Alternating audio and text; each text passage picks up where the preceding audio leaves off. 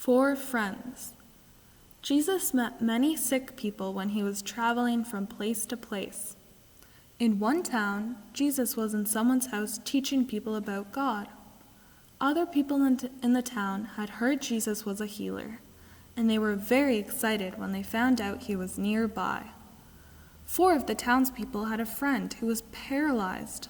The 4 friends knew that if they could just get their sick friend to Jesus, he would be healed.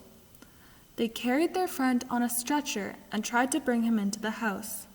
But it was so crowded they couldn't get through the door. "What should we do?" asked one friend.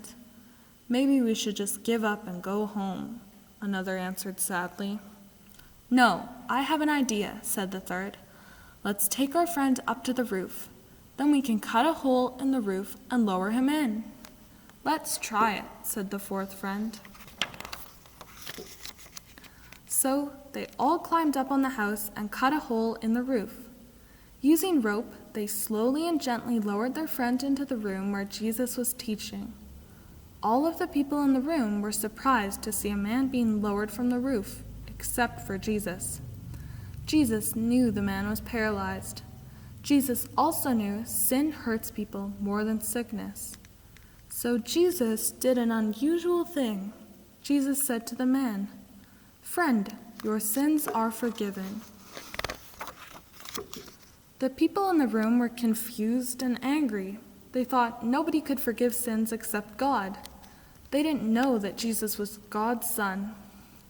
"Don't be angry," Jesus told them. "I am God's son, and God has given me the power to forgive sins." Again, the people were confused and surprised. They didn't know if Jesus was telling the truth.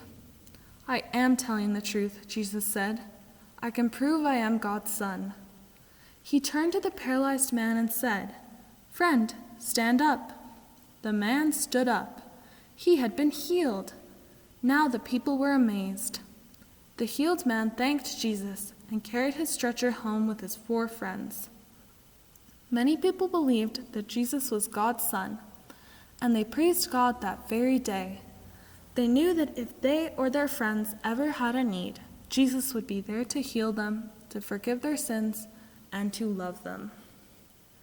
Be sure to scroll down for questions and a prayer about the Bible story.